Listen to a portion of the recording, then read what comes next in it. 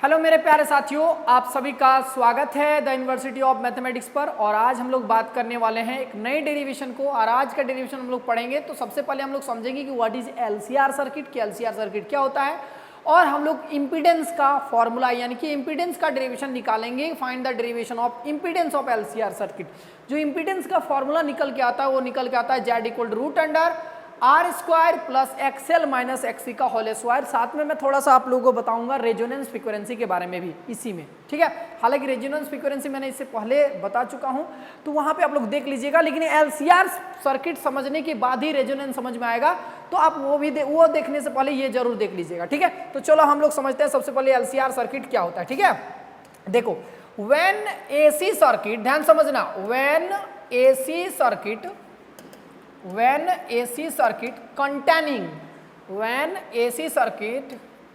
containing a coil, है ना, a coil comma capacitor, a coil comma capacitor and a resistance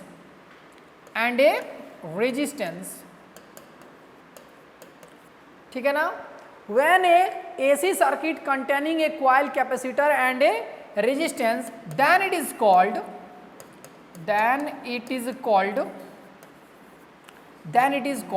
LCR circuit. मतलब क्या है, जब AC सर्किट जो है, जब AC सर्किट में एक कॉइल, एक कैपेसिटर और एक रेजिस्टेंस जुड़ा हो तो हम उसे LCR सर्किट कहते हैं। ध्यान सुनो, फिर से बता रहे हैं। जब किसी AC सर्किट में क्या जुड़ा हो, पहले एक कॉइल जुड़ा हो, फिर क्या जुड़ा हो बाबू, एक कैपेसिटर जुड़ा हो, और क्या जुड़ा हो, रेजिस्टेंस जुड़ा हो। बात समझ में आ गई। और इसको जब हम किसी AC सोर्स से जोड़ देते हैं, AC मतलब डिकचिक डिकचिक करंट, कौन सा करंट, डिकचिक डिकचिक करंट, समझ में आ गई कि नहीं। मतलब एक बार पॉजिटिव फेज में चलता है और एक बार नेगेटिव फेज में चलता है ना। जिसका वैल्यू होता है, करंट का फॉर्मूला होता है I equal to I naught sine omega T. इस डेरिवेशन का वीडियो का लिंक डिस्क्रिप्शन में दिया हुआ, आप वहां से जाके इसको समझ सकते हैं, ठीक है ना। तो देखो ध्यान से समझो, फिर से बता रहे हैं कि जब एसी सर्किट में क्या पास क्या हो, एक कॉइल हो, एक कैपेसिटर हो, और जब एक रेजिस्टेंस जुड़ा हो तो इसको हम बोलते हैं एलसीआर सर्किट। एलसीआर सर्किट ही क्यों बोलते हैं, ध्यान सुनो। कॉइल का मतलब होता है इंडक्टेंस, इंडक्टेंस को L से डिनोट करते हैं, कैपेसिटर को C से डिनोट करते हैं और रेजिस्टेंस को R से डिनोट करते हैं, और इसको बोलते हैं हम LCR सर्किट। क्या बोलते हैं, LCR सर्किट। एंड यहां लिखेंगे एंड द रेजिस्टेंस ऑफ, उसको बंद करो तो, एंड द रेजिस्टेंस ऑफ, देखो, and the resistance of LCR circuit,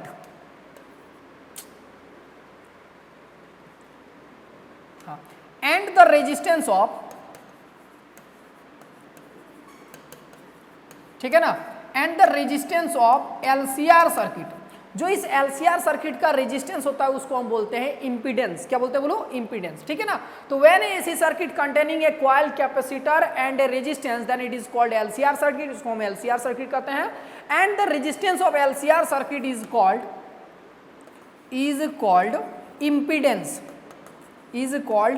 impedance, ठीक है। इट इज डिनोटेड बाय,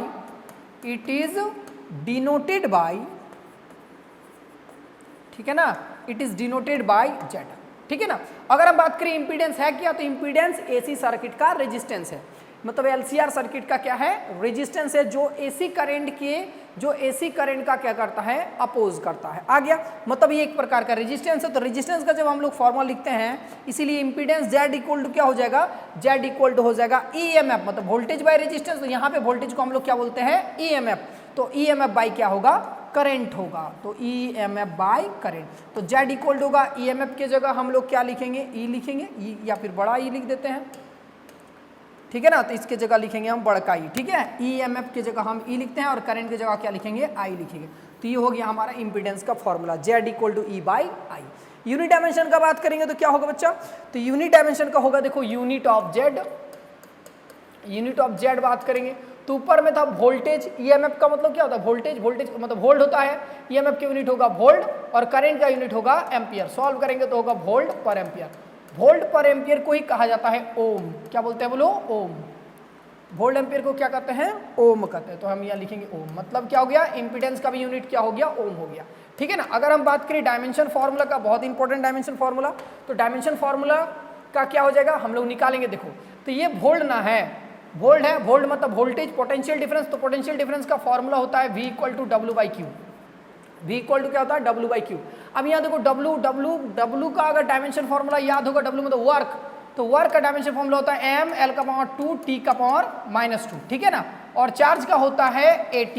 जब इसको सॉल्व करते हैं तो होता है m l का पावर 2 t का पावर -3 और a का पावर क्या होगा, -1 होगा। समझ में आ गया, मतलब यहाँ वोल्ट की जगह हम ये लिख देंगे m l का पावर 2 t का पावर -3 और a का पावर क्या आया, -1 आया। और यहाँ एम्पियर की जगह k लिखेंगे, a लिखेंगे।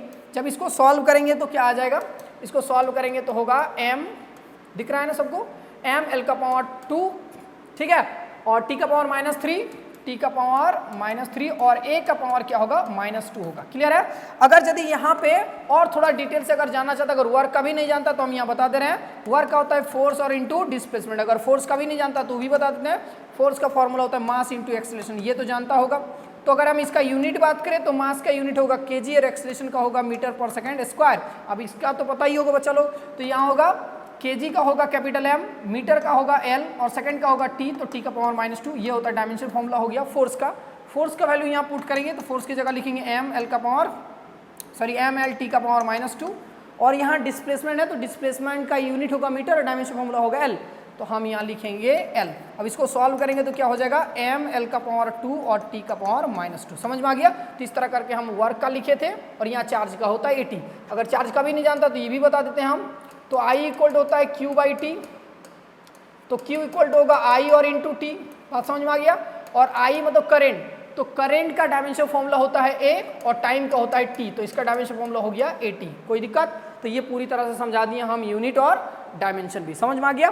तो पहला तो समझ में कि आ गया कि LCR सर्किट क्या होता है, कि जब AC सर्किट में एक कॉइल, एक कैपेसिटर और एक रेजिस्टेंस जुड़ा हो तो इसे हम कहते हैं LCR सर्किट। और LCR सर्किट के रेजिस्टेंस को कहा जाता है इम्पीडेंस। इम्पीडेंस को किसे डिनोट करते हैं बोलो, Z से, और Z इक्वल होता है EMF बाय करंट। EMF का मतलब E और करंट का मतलब हो गया I, तो Z इक्वल हो गया E बाय I। अब हम लोग पढ़ेंगे इम्पीडेंस का फॉर्मूला को डिराइव करेंगे, यानी कि Z equal √R² plus XL minus XC का होल स्क्वायर कैसे होता है, ध्यान समझो। तो ध्यान सुनना, इसको समझने पहले सबसे पहले हम LCR सर्किट, यहाँ हम लोग क्या निकालेंगे बोलो, डेरिवेशन, है ना, डेरिवेशन, ठीक है। ओ पीछे वाला भाई कहाँ देख रहा है, इधर देखो, अच्छा से फोकस करो, देखो। तो यहाँ हम लोग डेरिवेशन, देखो डेरिवेशन निकालेंगे तो पहले LCR सर्किट हम लोग बनाते हैं। LCR सर्किट होता क्या, ध्यान समझो। जब किसी AC सर्किट में एगो कॉइल, एगो कैपेसिटर और एक रेजिस्टेंस जुड़ा हो और इसको हम जब AC सोर्स से जोड़ देते हैं तो इसी को हम कहते हैं LCR सर्किट। क्या कहते हैं बोलो, LCR। कॉइल का मतलब होता है इंडक्टेंस, तो इंडक्टेंस का मतलब कॉइल होता है, इसको L से डिनोट करते हैं, कैपेसिटर को C से और रेजिस्टेंस को R से, तो हो गया LCR सर्किट। समझ में आ गया, इसी का नाम पड़ गया LCR सर्किट। क्लियर है। जो कॉइल का रेजिस्टेंस होता है, ध्यान सुनो, कुछ बातें याद रखना पड़ेगा। और ये जो चीज़ बता रहे हैं ये सब का वीडियो है ऑलरेडी, आप डिस्क्रिप्शन में जाइएगा तो वहाँ से मिल जाएगा, वहाँ से देख सकते हैं, ठीक है ना। तो जो कॉइल होता है, कॉइल के रेजिस्टेंस को XL से डिनोट किया जाता है, किससे, XL से। फिर से बोल रहे हैं, कॉइल के रेजिस्टेंस को किससे डिनोट करते हैं बच्चा, XL से डिनोट करते हैं, तो हम यहाँ XL लिखेंगे। समझ में आ गया। और यहाँ कैपेसिटर का रेजिस्टेंस को XC से डिनोट किया जाता है, और ये सर्किट का रेजिस्टेंस है, इसको हम लोग R से डिनोट करते हैं, किससे बोलो, R से, ठीक है ना। तो हम लोग ओम्स लॉ पढ़े थे, ओम्स लॉ में होता है V is directly proportional to I और V इक्वल टू होता है RI। मतलब अगर हमको पोटेंशियल डिफरेंस निकालना है तो पोटेंशियल डिफरेंस निकालने के लिए क्या होगा, रेजिस्टेंस को करंट के साथ क्या कर देंगे, मल्टीप्लाई कर देंगे। मान लो इस AC सोर्स से पास होने वाला करंट मान लो I है, तो यहाँ से I करंट बह रहा है और बह के इधर आके इधर आएगा, यहाँ मान लो पॉजिटिव टर्मिनल नेगेटिव टर्मिनल बोला है ना। हालांकि ये फ्लक्चुएटिंग करते रहता है, एक बार पॉजिटिव फेज में और एक बार नेगेटिव फेज में। मान लो करंट अभी ऐसे बह रहा है, तो जब यहाँ से करंट बहेगा तो इन दोनों के बीच का पोटेंशियल डिफरेंस क्या होगा, इन दोनों के बीच का पोटेंशियल डिफरेंस होगा VL से डिनोट करेंगे। VL बराबर कितना हो जाएगा, VL इक्वल होगा करंट इंटू रेजिस्टेंस, तो इससे पास होने वाला करंट I है और इसका रेजिस्टेंस XL है, तो होगा VL इक्वल टू I और इंटू XL होगा। समझ में आ गया। कैपेसिटर के बीच का पोटेंशियल डिफरेंस कितना होगा, तो इससे पास होने वाला करंट I है और इस कैपेसिटर का रेजिस्टेंस क्या है बोलो, XC है, तो हो गया I और इंटू XC हो गया, ठीक है। इससे पास होने वाला करंट I है और यहाँ का रेजिस्टेंस क्या है, R है, तो इन दोनों के बीच का पोटेंशियल डिफरेंस क्या होगा, I और इंटू R होगा, ठीक है। अब ध्यान समझो, इसको हम लोग VC से डिनोट करेंगे और इसको हम लोग VR से डिनोट करेंगे। समझ में आ गया? इसको किससे डिनोट करेंगे बोलो? VR से। समझ में आ गया? पूरा लिखा देते देखो। तो हम लोग लिखेंगे पहला नंबर में potential difference across the coil. यहाँ लिखते हैं देखो, सबसे पहले यहीं से शुरुआत करते हैं। पोटेंशियल डिफरेंस है ना, पोटेंशियल डिफरेंस, ठीक है ना, अक्रॉस द क्वाइल, पूरा लिख देना। देखो potential difference across the coil, तो क्वाइल के अक्रॉस पोटेंशियल डिफरेंस क्या होगा? बोले सर VL इक्वल टू होगा I और इंटू XL। इसको हम लोग लिखेंगे इक्वेशन नंबर फर्स्ट। अब थोड़ा सा और याद दिला देते हैं इधर कि XL का फॉर्मूला होता है ओमेगा R इंटू एल। क्या होता है बच्चा? Omega R into L. Omega का फॉर्मूला होता है 2 pi new R into L. देखो ऐसी बात नहीं है, सब चीज़ का डेरिवेशन होता है, उसका लिंक डिस्क्रिप्शन में दिया होगा, वहां से जाके आप समझ सकते हैं कि XL का value omega into L 2 pi new into L कैसे होता है। ठीक है, चलो आगे देखो। XC का भी फॉर्मूला यहाँ याद रख सकता है, तो XC का फॉर्मूला होगा ओमेगा और इंटू C होता है। देखो हर बार बताने का सिर्फ यही मकसद है ताकि याद हो जाए। तो इसका जो यह आता है XC का जो फॉर्मूला होता है वो XC का मिट जाए यार जल्दी, हाँ देखो, तो XC का फॉर्मूला होता है XC इक्वल होता है 1 बाई ओमेगा C। क्या होता है? 1 बाई ओमेगा C होता है, और ओमेगा की जगह हम लोग लिखते हैं 2 pi new R into C। ठीक है, बार बार ये बताने का मकसद यही है ताकि बार बार आप लोग सुन के याद कर सको, देख के याद कर सको। ठीक है, तो ये वैल्यू बहुत जरूरी है, याद रख लेना। ठीक है, चलो तो potential difference across the coil निकल गया, इतना आया। अब हम लोग को लिखना है potential difference across the capacitor. Potential difference across the capacitor. तो कैपेसिटर के अक्रॉस पोटेंशियल डिफरेंस क्या होगा बताओ?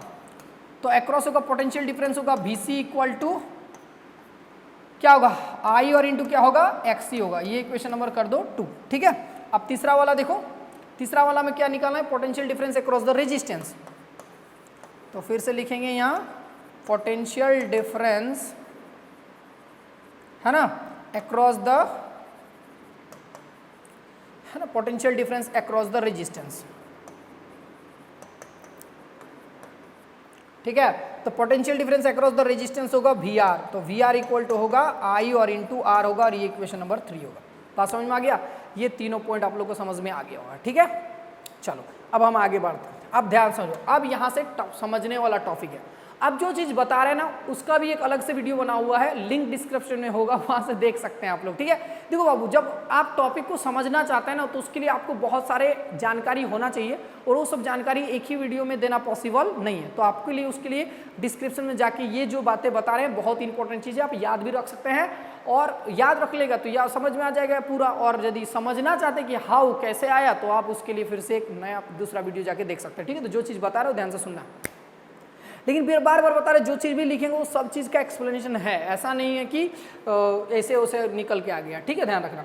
तो ये पहले बात तो समझ लो, ये तो समझ में आया कि पोटेंशियल डिफरेंस, याद रखना कि कॉइल के अक्रॉस पोटेंशियल डिफरेंस होता है इतना, कैपेसिटर के अक्रॉस इतना पोटेंशियल डिफरेंस होता है, और रेजिस्टेंस के अक्रॉस इतना पोटेंशियल डिफरेंस होता है। अब ध्यान से सुनना बाबू, देखो जब AC सर्किट, ठीक है ना, अगर AC सोर्स के साथ, समझ में आ गया ना, ध्यान सुनो, ऐसे समझो कि जिस AC सर्किट में सिर्फ रेजिस्टेंस जुड़ा हो, क्या जुड़ा हो? रेजिस्टेंस। ध्यान सुनना, जिस AC सर्किट में सिर्फ क्या जुड़ा हो? रेजिस्टेंस जुड़ा हो, उसमें वोल्टेज और करंट साथ साथ चलता है। वोल्टेज और करंट क्या चलता है बोलो? साथ साथ। फिर से बोल रहे हैं, ध्यान सुन रहा है, कहाँ ध्यान है? इधर देखो, फोकस करो इधर। क्या बोले कि जिस AC सर्किट में क्या जुड़ा हो? सिर्फ रेजिस्टेंस जुड़ा हो, ओनली रेजिस्टेंस। मतलब जब AC circuit only resistance contain करता हो तो वोल्टेज और करंट दोनों साथ साथ चलता है। तो इस डायरेक्शन में मान लो करंट इधर है तो वोल्टेज भी इधर होगा VR। बोला है ना, वोल्टेज और करंट दोनों क्या चलेगा बोलो? साथ साथ चलेगा, वोल्टेज और करंट। और वोल्टेज और करंट के बीच का एंगल को हम लोग बोलते हैं फेज डिफरेंस। वोल्टेज और करंट के बीच के एंगल को क्या बोलते हैं? Phase difference. फेज डिफरेंस को हम लोग फाई से डिनोट करते हैं, तो फेज डिफरेंस हो गया 0।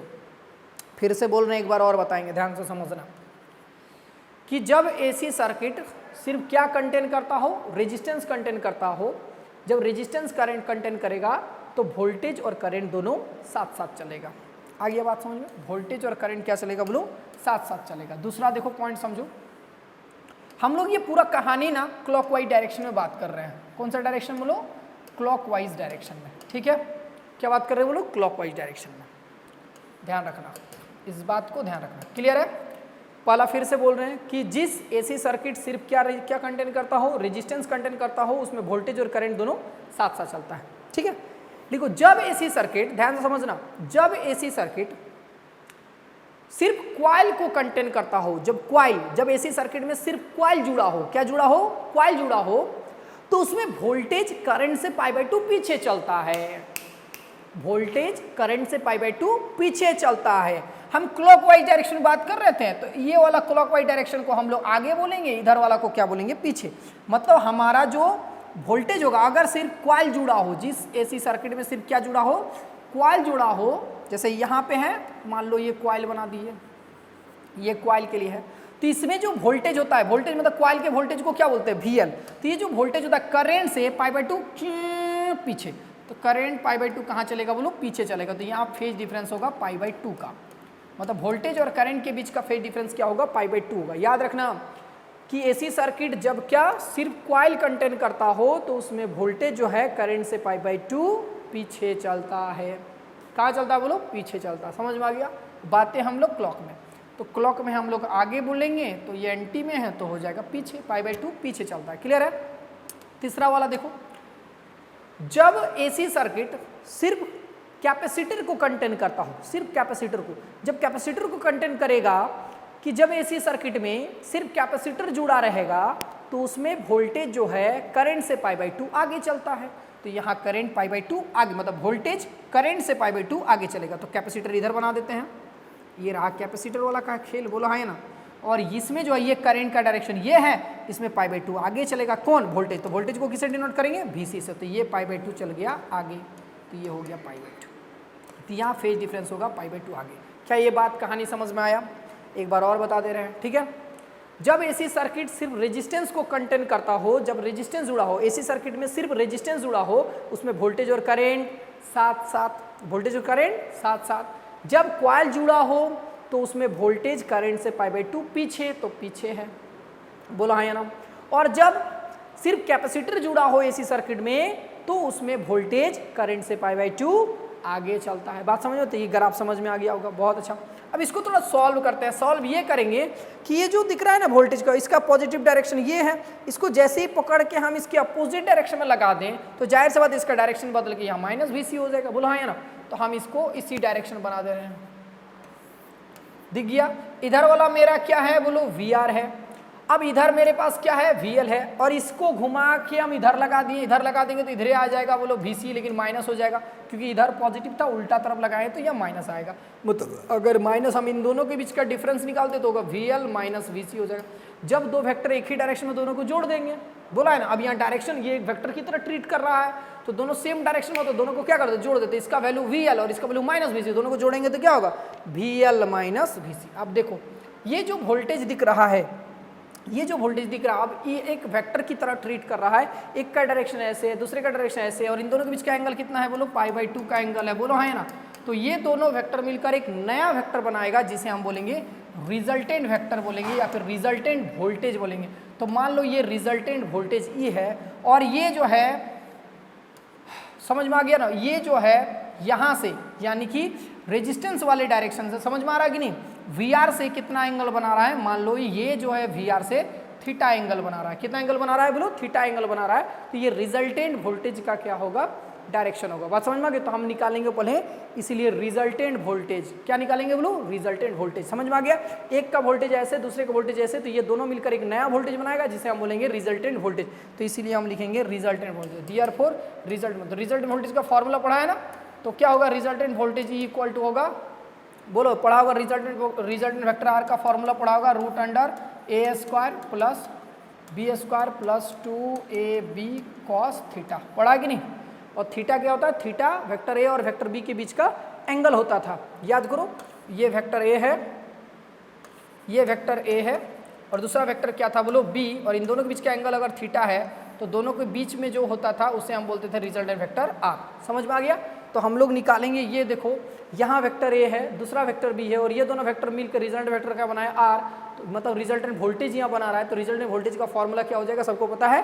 तो यहाँ लिखेंगे A² plus B² plus 2AB cos theta. Theta की जगह क्या लिखेंगे, फाई का वैल्यू कितना डालेंगे, π/2। समझ में आ गया होगा। चलो लिख रहे हैं, तो ये लिखते हैं VR² प्लस क्या होगा, यहाँ क्या होगा, VL - VC² प्लस क्या होगा 2, और क्या होगा बोलो VR इंटू क्या होगा वी एल माइनस वी सी होगा ना, और क्या लिखेंगे बोलो कॉस पाई बाई टू। अब कॉस पाई बाई टू का value cos pi by to या 90 वैल्यू जीरो होता, मतलब ये टर्म पूरा कट के क्या हो गया जीरो हो गया। तो फाइनली मेरे पास जो आ रहा है रिजल्टेंट वोल्टेज का फॉर्मूला हो रहा है इक्वल टू बोलो वी आर का स्क्वायर प्लस यहाँ वी एल माइनस वी सी का स्क्वायर। समझ में आ गया। और वी एल माइनस वी सी का वैल्यू निकाल चुके थे तो हम यहाँ लिख दे रहे हैं। तो वी एल का वैल्यू मेरे पास निकल के आया था आई और इंटू एक्स एल, याद है, और वी सी का वैल्यू निकल के आया था आई इक्वल टू 1/1 इंटू एक्स सी, यही ना। वी एल इक्वल टू आई और इंटू एक्स एल और वी सी इक्वल टू आई और इंटू एक्स सी। आप यहाँ से समझ सकते हैं, देखो ही यहाँ पे हम बताए थे, ठीक है ना। अब आगे देखो ये क्लियर हो गया। अब जैसे हम यहाँ पुट करेंगे ये सब वैल्यू, तो अब देखते हैं आगे क्या होता है। ई इक्वल रूट अंडर यहाँ पुट करेंगे तो इसकी जगह होगा आई और इंटू आर। ये भी बता देते हैं कि वी आर का वैल्यू होता है आई और इंटू आर। तो आई और इंटू आर मतलब इसका स्क्वायर होगा ना, तो इन दोनों का स्क्वायर लिखते हैं एक के साथ। और प्लस यहाँ क्या लिखेंगे, यहाँ लिखेंगे आई और इंटू एक्सएल होगा ना बाबू। तो आई और इंटू एक्सएल माइनस आई और इंटू क्या होगा एक्सी, और इसका क्या हो जाएगा बोलो होल स्क्वायर हो जाएगा। देखो यहाँ और इन दोनों से सबसे आई कॉमन आ जाएगा, यहाँ से आई। तो जैसे हम यहाँ से आई कॉमन ले लेते हैं तो रूट अंडर होगा कितना कॉमन आ जाएगा, आई स्क्वायर कॉमन आ जाएगा। जैसे आई स्क्वायर कॉमन आएगा अंदर में क्या बचेगा, यहाँ बचेगा आर स्क्वायर प्लस यहाँ क्या बचेगा एक्सएल माइनस एक्सी का क्या बचेगा होल स्क्वायर, यही नहीं बचेगा। अब यह आई को रूट से बाहर निकाल देते हैं, रूट से बाहर निकालते हैं यहाँ आई हो जाएगा, रूट अंडर आएगा और यहाँ क्या आएगा बोलो R square plus XL minus XC का क्या हो गया होल स्क्वायर। आई को बट्टा में भेज देंगे तो होगा ई बाई आई, अरे होगा ना, और इक्वल टू होगा रूट अंडर बोलो R square plus XL minus XC का क्या हो गया होल स्क्वायर। और E by I equal to क्या होता है बोलो जेड होता है, तो जेड इक्वल टू होता है ई बाई आई। समझ में आ गया। तो हम यहाँ पे निकाले थे अभी सॉल्व करके E by I equal to root under यहाँ आया था आर स्क्वायर प्लस यहाँ एक्सएल माइनस एक्सी का क्या था बोलो होल स्क्वायर था, ठीक है ना। एक्सएल माइनस एक्सी का क्या था बोलो होल स्क्वायर था। क्या ये बात समझ में आ गया। और ई बाई आई के जगह क्या लिखेंगे जेड, और जेड को क्या बोलते हैं इम्पीडेंस। तो ये आ गया मेरे पास इम्पीडेंस का formula R square equal to XL minus XC का क्या आ गया बोलो होल स्क्वायर आ गया। This is the derivation of impedance. समझ में आ गया। इसमें थोड़ा और हम लोग समझते हैं। इसमें हम लोग और क्या समझेंगे, हम लोग जो रिजल्टेंट वोल्टेज निकालें, ये जो ई का वैल्यू निकाले इसका हम लोग डायरेक्शन भी निकालते हैं इस फॉर्मूला की मदद से। देखो यहाँ तो रिजल्टेंट वोल्टेज का जो डायरेक्शन है वो ये है, जो वेक्टर आर से कितना एंगल बना रहा है थीटा एंगल बना रहा है, मतलब ये हमको थीटा निकालना है। क्या निकालना बोलो थीटा। तो निकालते हैं, ध्यान से सुनो। तो निकालते हैं रिजल्टेंट, यहाँ लिखेंगे डायरेक्शन ऑफ रिजल्टेंट वोल्टेज, ठीक है ना। तो डायरेक्शन ऑफ रिजल्टेंट वोल्टेज क्या आएगा, तो डायरेक्शन ऑफ रिजल्टेंट वोल्टेज अगर गौर से थोड़ा याद करो तो इधर हम पिक्चर बना देते हैं। यहाँ था मेरे पास we L minus V C और यहाँ पे मेरे पास क्या था बोलो वी आर था, और इन दोनों के बीच का एंगल कितना है बोलो phi equal to pi by two था, और रिजल्टेंट वोल्टेज का ये था, इसको बोलते थे रिजल्टेंट वोल्टेज ई, और ये यहाँ से हम बोल रहे हैं कितना एंगल बना रहा है बोलो थीटा एंगल बना रहे हो, यही हमको थीटा निकालना है, ठीक है ना। अगर थोड़ा सा भी याद है तो देखो ये डॉट डॉट डॉट ये वाला को क्या बोलेंगे, ये वी एल माइनस वी सी, तो इसको भी क्या बोलेंगे, इसको बोलेंगे वी एल माइनस वी सी बोलेंगे। समझ में आ गया।